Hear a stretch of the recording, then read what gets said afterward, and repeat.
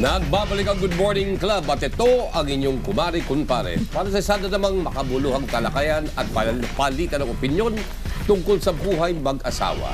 Aba, sabi nga nila mga kumare at kumpare, ang pagkakaroon ng anak ang isa sa mga nagpapatibay sa samahan ng mag-asawa at ng buong pamilya. Pero paano nga ba kung hirap magka-baby sina Mr. at Mrs.? Yan po ang hot topic natin, Chang, for today, ang hindi pagkakaroon ng anak ng mag-asawa. Paano nga ba dapat i-handle ang problemang yan? At ano-ano ba yung mga options para masolusyonan ito? Siguradong mapapahaba na naman ang pagpapalitan namin ng opinyon. Sama kayo dyan, ha? Siyempre, kasama din natin ngayon si Boyet the Giant. Boyet?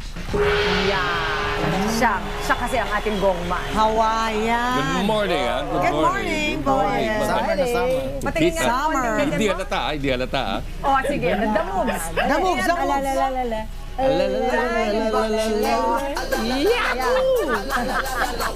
Kalain mo, may moves talaga.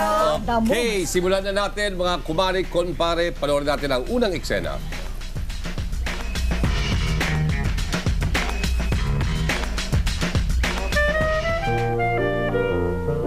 Buti pa sila may baby. Love?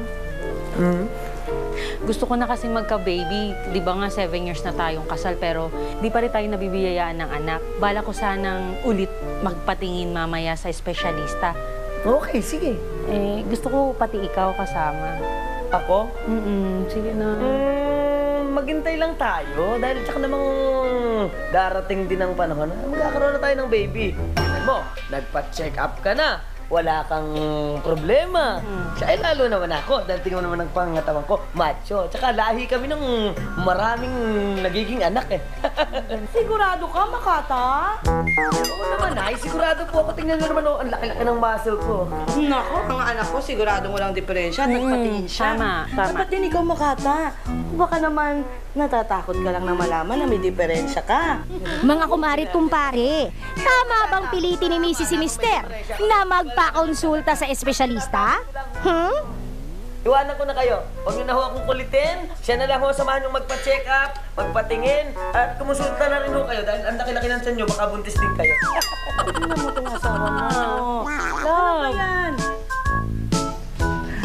Oh, ayun na nga, dude. So, tanong ko sa'yo, sa stand ng mga lalaki, ano ba yung epekto sa inyo kapag sinasabi ni Mrs. na, kailangan mo din naman magpatingin sa eksperto kasi ako lahat ginawa ko na, nagpa-check up na ako, etc. etc. Baka naman ikaw may diferensya. Anong dating sa'yo, no? Nakakaano ba? Hindi, napaka-old school niyan eh. You know, yung impression niya na dati-dati lagi kasi yung babae lagi ang may diferensya. Kasi siya ang nagdadala dun eh, for 9 months. But you know, para sa akin, yung sinasabi ng lalaki na yung ayaw muna niya magpatingin, ang feeling ko dyan, hindi pa siya emotionally or mentally ready para na mag-alaga ng bata. O may bagong dadating sa buhay nila mag-asawa. Kasi feeling mo, kung gustong-gusto talaga niya magkaanak, hindi niya iisipin, ay, para naman nakaka-insulto sa akin. Siyempre, gagawin niya ang lahat, no? Oo. So, feeling mo hindi ready. Yung akin Hindi kasi, una-una sa lahat ngayon, marami na tayong nakikita. I'm sorry, wala sana makagalit, pero doon pa lang sa mga news natin kanina, mga bata, mga 13 years old, grade 6, nagsasaksakan, nagbabarilan, Nagbabatuhan ng silya. nagbabatuhan. Binanggit natin kanina that there's a possibility that there's a parental absence in the lives of the child. So, I think kailangan mo talaga mentally, emotionally, And financially ready. Tama yan. Totoong-totoo yan. Baka nga, no, ito yung way nga nung lalaki na para ipahayag na baka medyo nag-aalinlangan pa siya. So, dapat siguro tayo mga misis, medyo mag-read between the lines tayo ng konti, maging mas sensitive siguro sa nararamdaman ng mga mister. At saka, add ko lang din, parang wag na rin natin siyang i-label kasi tayo minsan ang hilig natin maglagay, yung linilabel natin na, hindi kasi may diferensya ka. May ganon, may pagtuturo pa. Hindi, ikaw naman ang may diferensya. Alam mo kung talagang willing kayo and you're both mentally, kunyari, ready, financially, lahat yan. Yung aspeto na yan. Kung talagang gustong-gusto nyo, pareho, gagawin yung lahat. Kaya sabihin mo pang lalaki siya o siyang babae, may diferensya ba siya or wala, pareho kayong magpatingin para malaman nyo rin kung pareho kayong healthy. Tama. Hindi na yun doon sa aspeto na kung sino ang may diferensya. Correct. Parang ganon. At tingnan naman natin ang susunod natin eksena. Pina-practice pa rin daw ito ng ilan natin mga kapatid. Ano ba ito? Watch. Ani, Bakit? kung sumayaw na kaya tayo ulit sa ubando, malay mo ngayon, mabihayaan na tayo ng, sa pagkakataong ito. Santa Clara, pinong-pino, kami po ay bigyan mo ng anak na 13. Bakit nandiyan pa kayo? Tara na, sumayaw tayo sa ubando. Magkaanak na kayo, tara na. Tingnan mo si nanay mo, ready na. Ang galing sumayaw, hindi nga lang magaling kumanta. Tara na, bilisan nyo. Makata, halika na. Halika na. Ay, nako. Basta ayoko na. Lahat na ng mga paraan, ginawa na natin, wala pa rin nangyari. Lahat ng nakalagay sa libro, ginawa na natin, wala pa rin.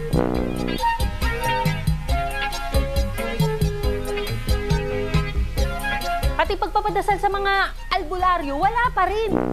Tama bang subukan din ng mag-asawang nahihirapang magkaanak ang mga paniniwala, ritual o tradisyon para lang magka-baby? Ano opinyon nyo dito mga kumari at kumpare? Kaya, tara na. Sayo na tayo. Dali na. Ayoko na.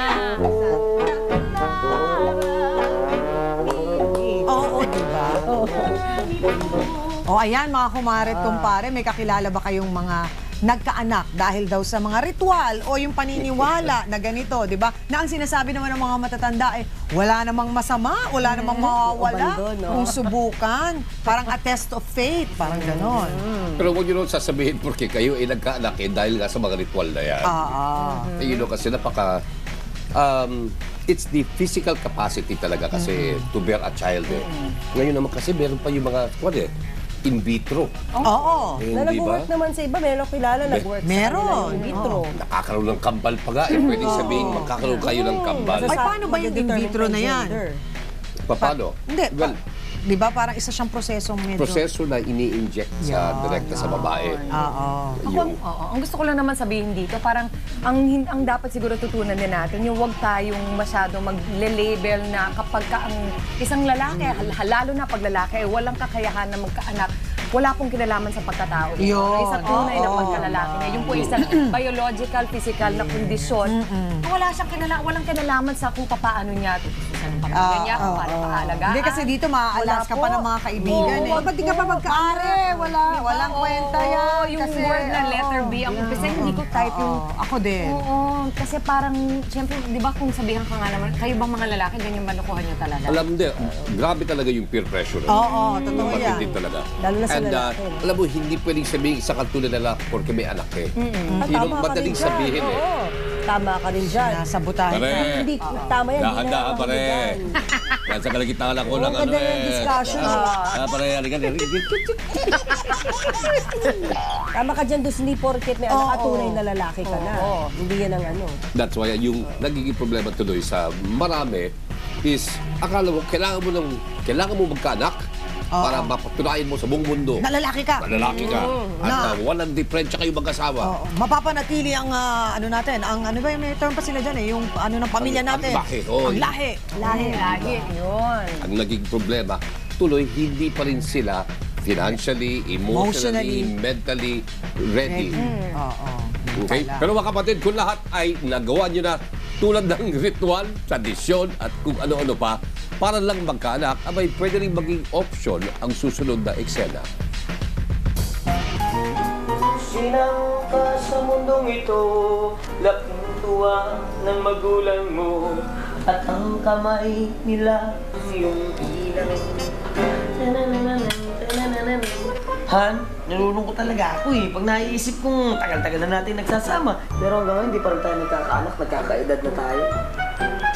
Oo nga Ako rin, love. Nalulungkot ako kasi wala man lang ditong bata, yung makulit, at saka yung mga kalaro natin. Ba't di na kaya kayo mag-ampon? At ituring nyo parang inyong sariling anak. Di ba? Han, sa tingin mo okay lang yung payo ni nanay? Mga kumari at kumpare, pabor ba kayo sa adoption? Dapat bang mag-adopt ang mag-asawang hindi magkaanak? Alam mo, kung yung nanay mo nga, inampo natin dito, ang lakas-lakas pang kumain. May ganon? Parang yung binanggit mo kanina, marami ng option ngayon. Marami ng option. Kayo, Ano masasabi tungkol sa Sa adoption? pag-a-adapt. Kami ni Julius, kung di kami magkaka-third na anak, open na open kami na mag-adopt. There's Shepherd of the Hills Orphanage na tinutulungan namin. Ang dami naghahanap ng Dami kalinga dyan. ng magulang. Oo. Kami open kami doon. Pwedeng-pwede naman din kasi maraming mga bata rin naman ngayon, yung mga napabayaan. Wala naman din problema kung may ganon.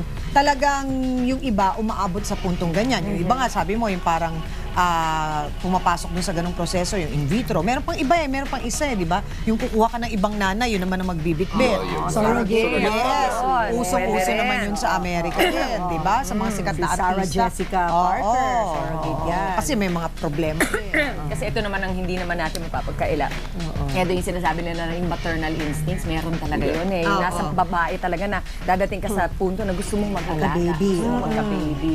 Kaya ako rin, open na open ako dyan. Tsaka ang magandang balita ngayon, parang mas open na rin ang lipunan sa yung wala nang itong stigma, konseptong mga adoption. Oo, wala na. Yung mga bata ngayon, open sila, parang mas madali nilang ma-accept kasi yung notion na pinili ako.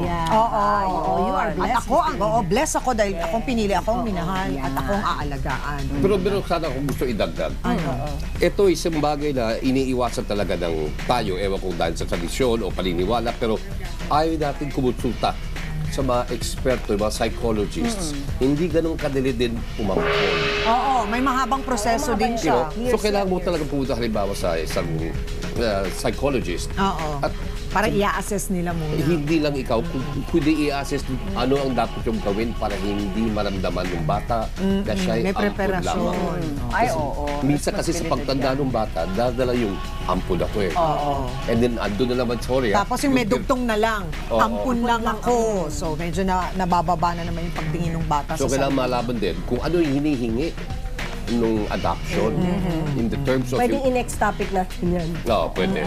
Sa tamang sinama, kailangan ready in all aspects. Yes. Physically, mentally, financially, lahat Emotionally. yan. Emotionally. Para hindi nga nagkakagano yung mga batang nagbabarilan. Tama ka doon, paring goods. Okay, well, narinig nyo na po ang mga opinion ng iyong kumari at kumpare. Tandaan, bawat issue sa pamilya kayang gawa ng solusyon. Basta maglaan ng oras para ito'y pag-usapan. Ito po, ang kumari kumpare. At eto naman na ang punong-puno ng ganda tuwing umaga. Ang fresh na fresh. Aba, malalaman natin ang latest mula sa kanya, si Shalale.